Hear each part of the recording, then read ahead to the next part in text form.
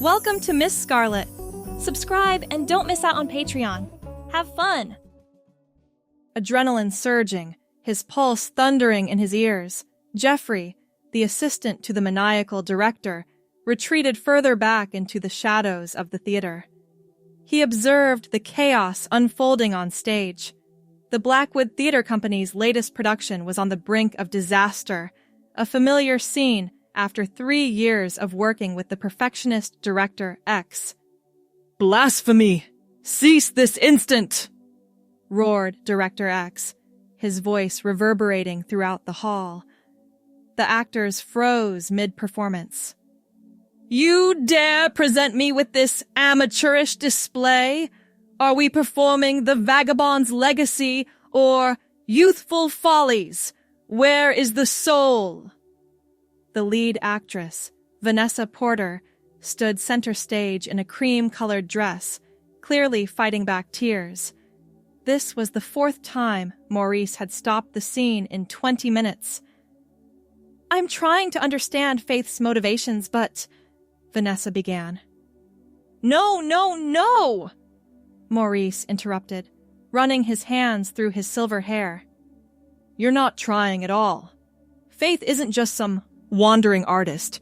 She's a woman torn between worlds, between identities." Finnegan winced. Maurice wasn't wrong about the performance, but his methods left much to be desired. The production was scheduled to open in 6 weeks, and they were still struggling with the most fundamental character work. Later that evening, after most of the cast and crew had departed, Finnegan sat in the empty theater reviewing his notes. The tattered blue sweater he wore had seen better days, but it was comfortable. Something he desperately needed after such a tension-filled rehearsal. "Still here, Reynolds?" Maurice appeared in the aisle, his black coat draped over one arm. "Just making some notes on today's rehearsal," Finnegan replied, pushing his blonde hair from his eyes. He'd been meaning to get it cut for weeks, but the production schedule had been too demanding. Maurice slumped into a seat nearby. "This production is doomed. Vanessa is talented, but she doesn't understand Faith at all. She's playing her like a caricature." "She's struggling with the duality," Finnegan offered. "Faith is complex, raised in rigid high society, but drawn to the bohemian lifestyle of her mother's past." Maurice's eyebrows rose slightly. Yes, exactly. Faith isn't just rebelling. She's discovering parts of herself that were always there, just beneath the surface. He studied Finnegan with new interest. "You understand this character better than my lead actress." Finnegan shrugged. "I've been studying the script for months." "What we need," Maurice said, staring thoughtfully at the empty stage, "is someone who can really embody Faith during rehearsals. Someone to show Vanessa what I'm looking for."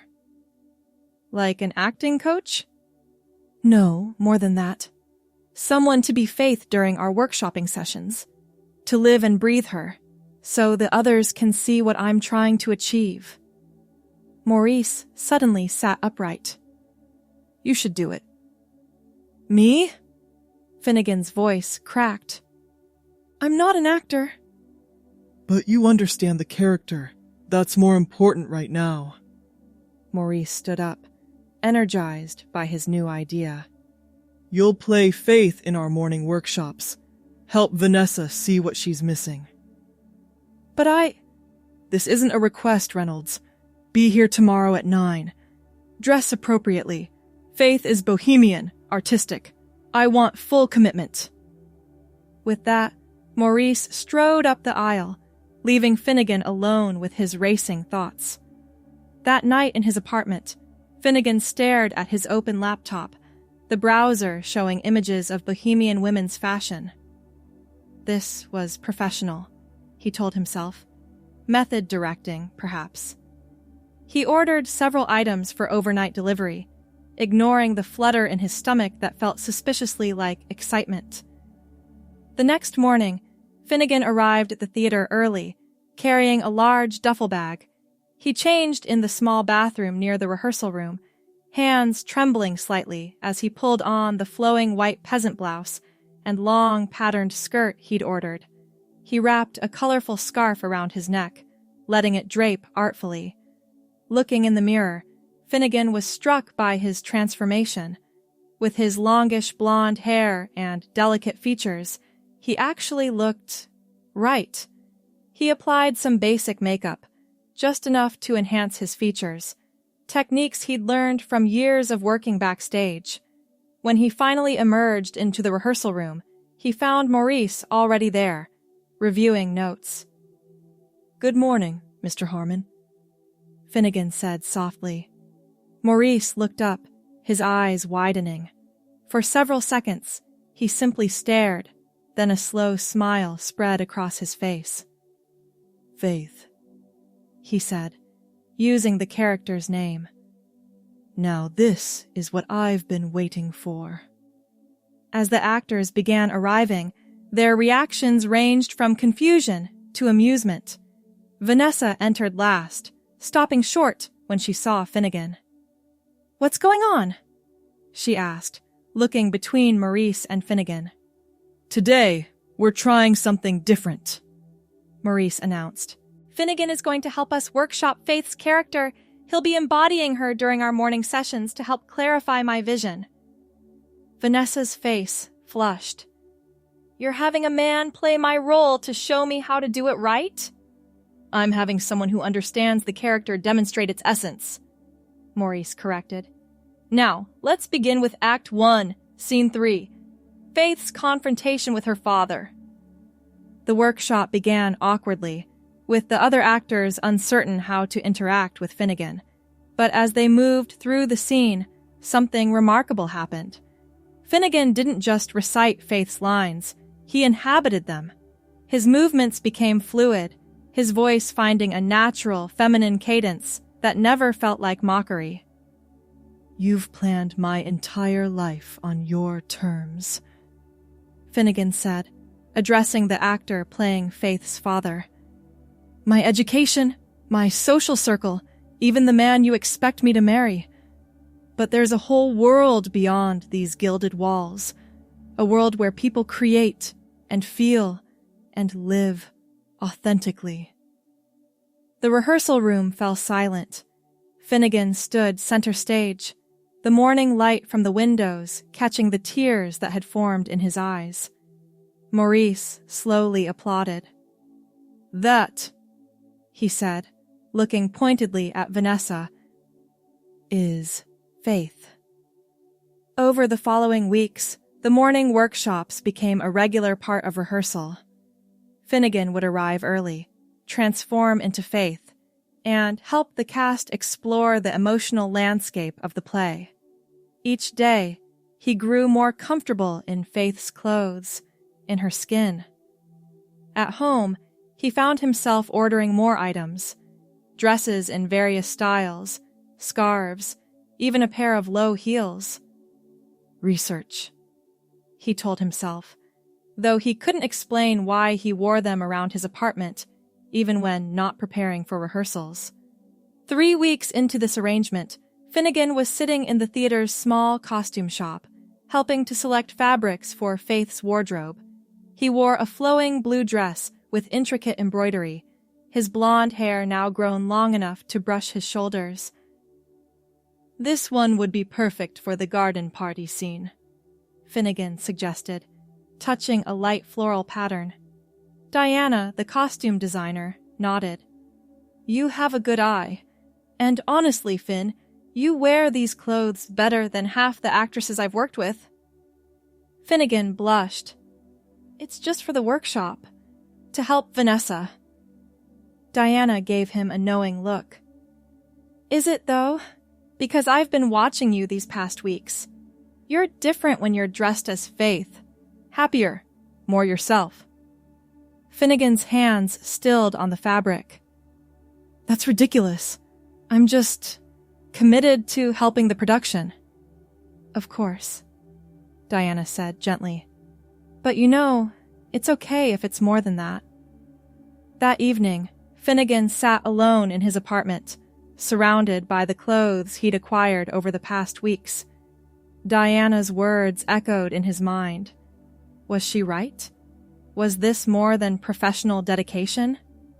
He remembered his childhood, how he'd always been fascinated by his mother's clothes, how he'd envied the girls at school who could express themselves through fashion in ways boys couldn't.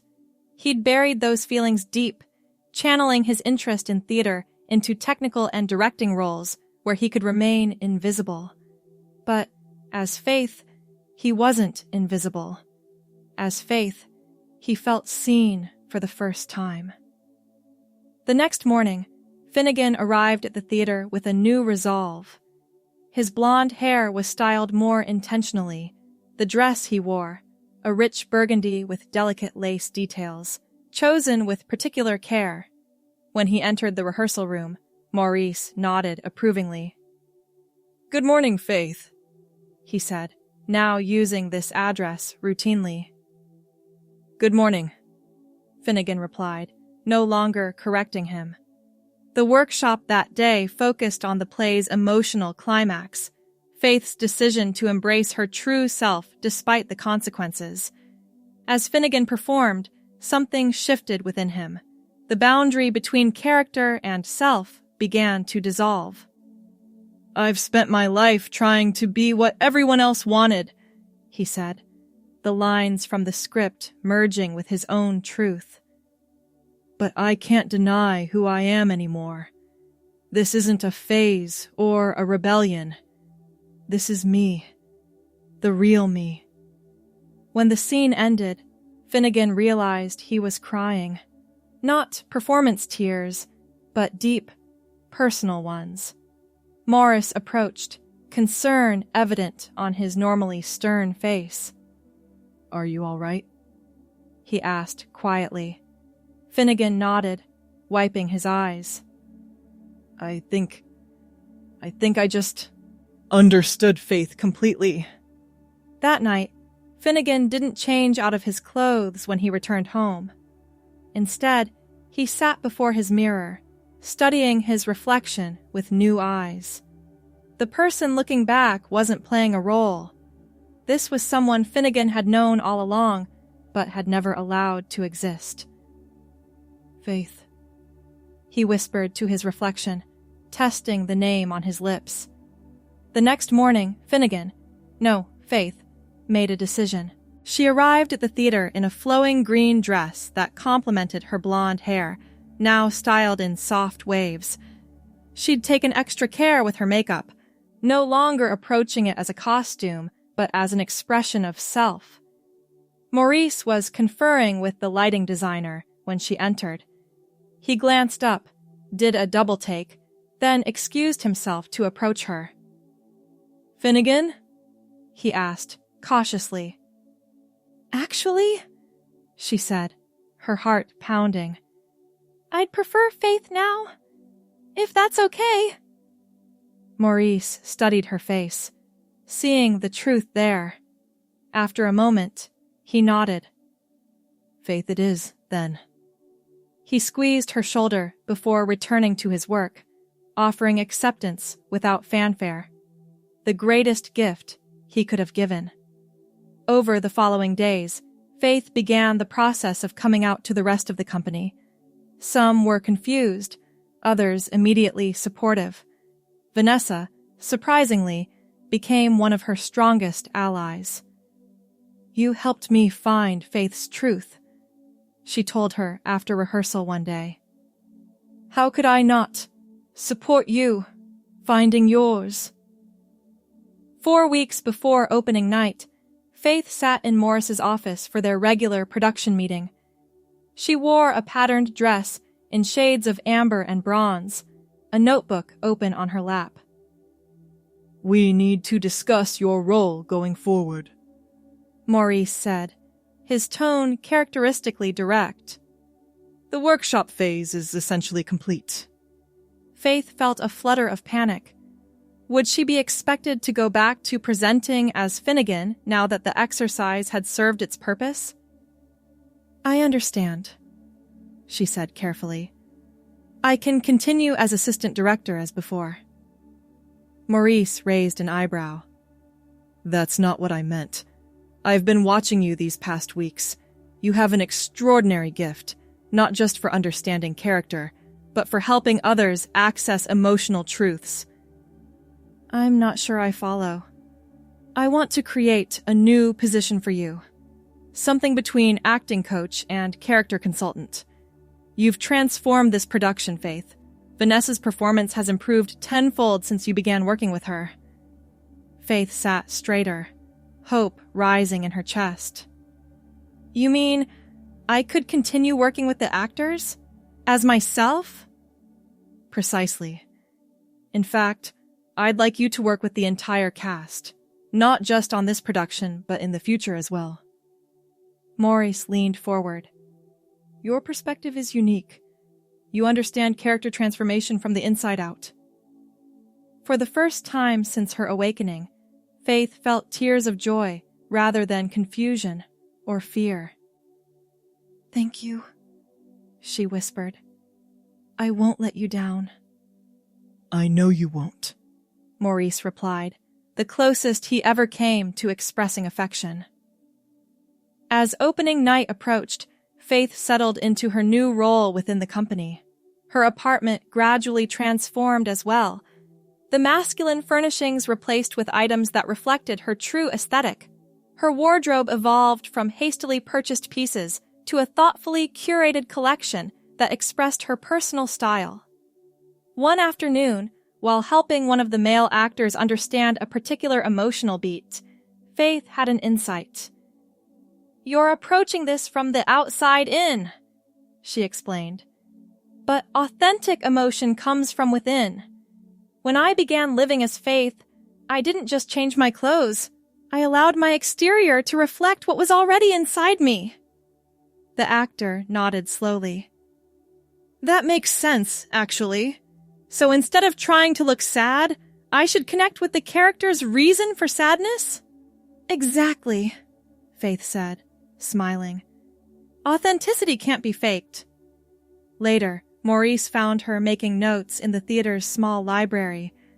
That was good work today, he said, dropping into the chair opposite her.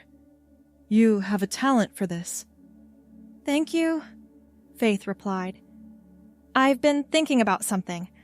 What if we formalize this approach? A workshop series specifically designed to help actors authentically portray characters whose experiences differ from their own. Maurice's eyes lit up. Gender being one aspect, but not the only one. Right. It's about finding universal emotional truths while respecting specific lived experiences. Faith closed her notebook. I could develop a curriculum. Do it, Maurice said without hesitation. We'll launch it after this production closes. Opening night of The Bohemian's Daughter was a triumph. Faith stood in the wings, watching Vanessa embody the character they had both, in different ways, brought to life. When the final curtain fell to thunderous applause, Faith felt a chapter closing and another beginning. At the after-party, Diana found her by the champagne table. I have something for you, she said, handing Faith a small box. Inside was a delicate silver necklace with a pendant shaped like a theater mask. Turn it over, Diana instructed. Engraved on the back were the words, To Faith, who found her truth through art. Faith blinked back tears as Diana helped her put it on. It's perfect, she whispered. You've inspired a lot of people here, Diana said. Including me. It takes courage to become who you really are. 6 months later, Faith stood before a group of actors in the Blackwood Theater's rehearsal space. Her blonde hair, now grown past her shoulders, was pulled back in a stylish twist. She wore a professional but feminine outfit, a teal blouse and charcoal pencil skirt. Welcome to the first session of Character Beyond Boundaries, she began. My name is Faith Reynolds, and I believe that great acting comes from understanding, not imitation. The workshop series had attracted interest beyond their small company. There were actors from other theaters, film professionals, even a few drama teachers. My journey taught me something profound, Faith continued.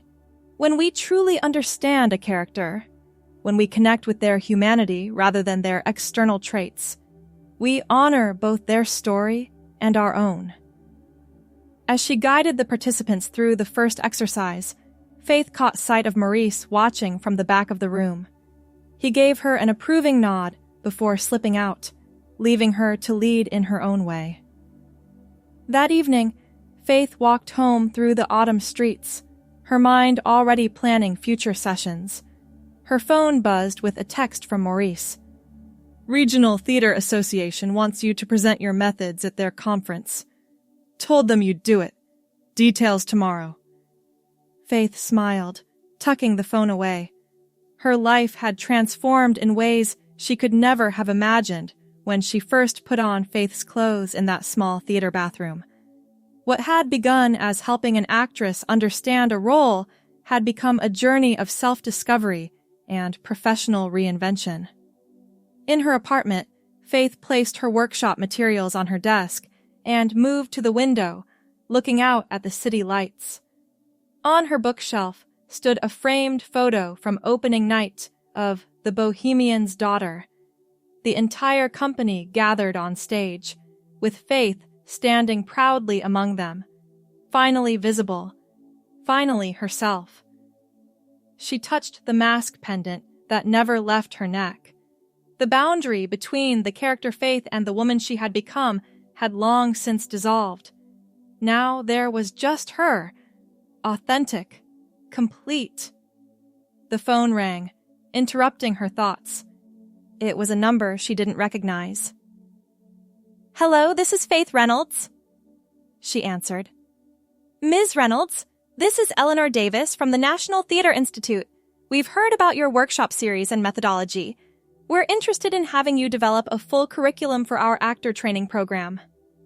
Faith sat down, her hand trembling slightly. "I'd be honored to discuss that possibility." "Wonderful. Our focus next season is on authentic representation in classical works. Your perspective would be invaluable." After arranging a meeting for the following week, Faith hung up and let out a breathless laugh. From assistant director to costume shop conversations to national recognition, all because she had volunteered to help someone understand a character better. The irony wasn't lost on her. In helping Vanessa find Faith, she had found herself. The next morning, Faith arrived early at the theater, as was her habit. She wore a flowing purple dress with intricate embroidery, a style that had become her signature. The building was quiet, the stage dark except for the ghost light. Faith walked to center stage, feeling the familiar boards beneath her feet. She remembered standing here months ago, terrified and exhilarated, speaking Faith's lines for the first time. How strange that a character in a play had helped her become real. Good morning, Maurice's voice called from the darkness of the house. Preparing for your workshop? Faith smiled, unsurprised by his presence. Maurice was always first to arrive, last to leave. "Just taking a moment," she replied. "The National Theater Institute called last night." Maurice emerged from the shadows, climbing the steps to join her on stage. About time they noticed what we're doing here. "They want me to develop a curriculum for their training program." You'll do it, of course, Maurice said. Not a question, but a statement. Faith nodded. "It's an incredible opportunity." They're lucky to have you. Maurice cleared his throat, uncomfortable with sentiment. We're doing the Glass Menagerie next season. I want you to coach Robert on his approach to Tom. The memory play aspect is challenging, Faith agreed. The character exists in multiple timelines simultaneously. Exactly why I need your approach. Maurice checked his watch.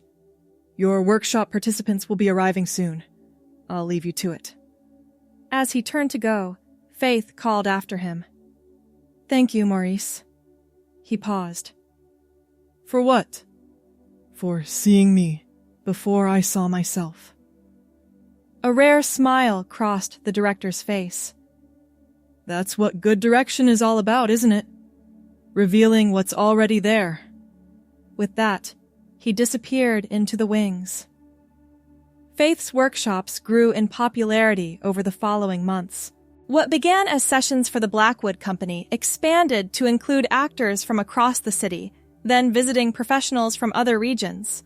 Her approach, using personal truth to access character authenticity, resonated with performers struggling to portray experiences outside their own.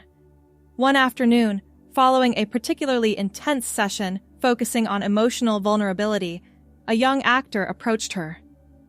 Ms. Reynolds, I wanted to thank you.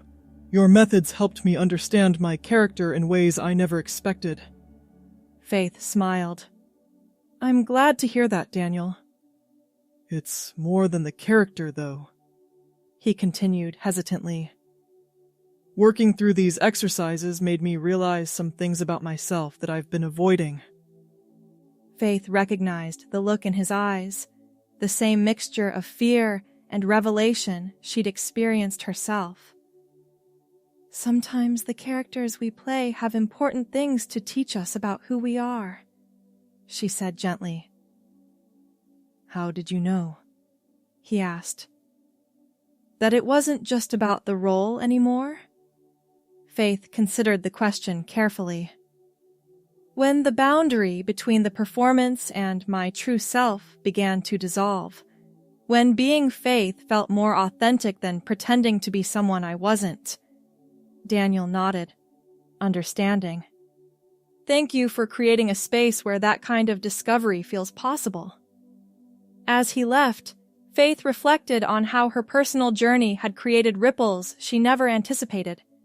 Her transformation hadn't just changed her life, it was changing how actors approached their craft, and sometimes how they understood themselves. The meeting with the National Theatre Institute exceeded all expectations. Eleanor Davis, impressed by Faith's methodology and personal story, offered her not just curriculum development, but a visiting faculty position. We need your perspective in our program, Eleanor explained over coffee after their formal meeting. Acting training has been stuck in outdated approaches for too long. Your methods honor both the character and the performer's authentic self. That's exactly my philosophy, Faith agreed. Authenticity can't be faked, but it can be accessed through understanding and empathy. Which is why we'd like you to lead a masterclass series, Eleanor continued. 6 weeks, working with our advanced students and selected professionals. Faith fingered the mask pendant at her throat. I'd have to coordinate with my commitments at Blackwood. Of course. We're thinking next spring, which should give you plenty of time to prepare. That evening, Faith called her parents, a conversation that had grown easier over time. Their initial shock at her transition had given way to cautious acceptance, then gradually to pride as they witnessed her professional success. The National Theatre Institute, her mother repeated after Faith shared the news. That's prestigious. It is, Faith agreed. I never imagined my work would reach this level. We're proud of you, her father said, the words still sounding somewhat practiced but sincere. You've found your path. After the call, Faith sat on her balcony, watching the sunset paint the city in golden hues. Her journey had been neither straight nor easy, but each step had led her here, to a life that finally felt like her own. The remainder of the year passed in a whirlwind of productions, workshops, and preparations for her role at the Institute. Faith's reputation grew, leading to consulting requests from theater companies addressing representation issues in their programming. Through it all, she remained grounded in the work itself, the daily practice of helping actors access emotional truths, the careful building of character from the inside out. The methodology she'd developed continued to evolve as she refined it through practical application. On the anniversary of her first day as Faith, Maurice surprised her with an engraved director's viewfinder. "For seeing what others miss," the inscription read. "I don't use these much," Faith said, turning the beautiful object in her hands. "It's symbolic," Maurice replied with characteristic directness. "You changed how we all see things around here." The spring masterclass series at the National Theatre Institute became the professional highlight of Faith's year. Working with advanced students and established actors challenged her to articulate her methods more precisely, to build a theoretical framework around what had begun as intuitive understanding. During the final week, the Institute organized a public symposium on authentic representation in theater. Faith found herself on a panel alongside respected directors, playwrights, and scholars. "Ms. Reynolds," the moderator began, "your approach has been described as method directing rather than method acting. Can you elaborate on the distinction?" Faith leaned toward the microphone. "Method acting asks performers to draw on personal emotional memories to inhabit a character. My approach is somewhat different. It's about finding the universal human experiences that connect us across apparent differences." "And this grew from your personal experience?" "Yes," Faith answered, no longer hesitant to acknowledge her journey. "My transformation taught me that authenticity comes from within. As actors, we don't need to have lived every experience our characters have lived. What we need is the empathy and understanding to connect with the emotional truths beneath the surface details." The discussion continued, touching on the responsibilities of theaters in casting, the role of lived experience, and the balance between artistic freedom and authentic representation. Faith spoke with the confidence of someone who had lived the complexities under discussion. Afterward, a graduate student approached her. "Your workshop changed how I think about character development," she said. "But I'm curious, do you ever miss acting yourself? You clearly have a performer's instincts." Faith considered the question. "I found my role wasn't on stage but in the space between, helping bridge the gap between actor and character, between different lived experiences." "But you performed as Faith before you became Faith," the student persisted. "Wasn't that acting too?" Faith smiled. "The difference is that I wasn't pretending. I was discovering, and that's what I try to help other actors do. Not to pretend to be someone else, but to discover the parts of themselves that connect to their characters." The student nodded thoughtfully. "That makes sense. Thank you." As Faith gathered her materials, Eleanor approached. "The feedback has been extraordinary," she said. "We'd like to make this an annual appointment, if you're interested." "I'd be honored," Faith replied. "I've learned as much from the students as they have from me." "That's the mark of a true teacher." Eleanor handed her an envelope. "The formal offer. Take your time considering it." Back in her hotel room, Faith opened the envelope to find not just a teaching offer, but a proposal to develop a full certificate program in her methodology. The scope of it, the validation of everything she'd been building, brought tears to her eyes. She moved to the window, looking out at the unfamiliar city skyline. 3 years ago, she had been Finnegan Reynolds, assistant director, living in the shadows of others' visions. Now she was Faith Reynolds, pioneer of a new approach to character development, sought after by the most prestigious theater training program in the country. The journey had begun with a simple act, putting on a costume to help an actress understand a role, but that costume had revealed, not concealed, her truth. In helping Vanessa find Faith the character, she had found Faith the person, the self she was always meant to be. Faith touched the mask pendant that never left her neck, a reminder of both theater's transformative power and her own journey from hidden to seen. The pendant had two sides, the mask's face and the engraved message, just as she had lived two lives. But unlike the pendant, she would never flip back. Faith was not a role she could step out of when the curtain fell. She was, finally and forever, herself. The phone rang, breaking her reverie. It was Maurice. I assume they offered you something permanent, he said without preamble. Faith smiled. News travels fast. This business runs on gossip. Are you taking it? I haven't decided. It would mean leaving Blackwood. Maurice was silent for a moment.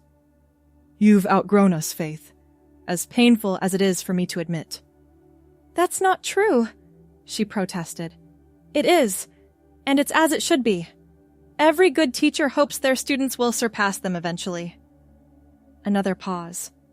Though if you quote me on that, I'll deny it completely. Faith laughed. Your secret's safe with me. After the call ended, Faith returned to the window, watching as lights began to appear in the darkening sky. Her transformation, personal and professional, had opened doors she never knew existed. The journey that began with a flowing bohemian dress and a character named Faith had led her to herself, to her calling, to a life of authenticity both on and off the stage. Tomorrow, she would accept the Institute's offer. She would develop her program, continue to challenge conventional approaches to character, and perhaps help others find their own authentic voices along the way. Faith Reynolds smoothed the fabric of her dress, a deep purple that had become her favorite, and smiled at her reflection in the window glass. The woman looking back was no longer playing a role. She was, at last and forever, the lead in her own life's production. Thanks for watching, my girlies! Be sure to check out Patreon for more!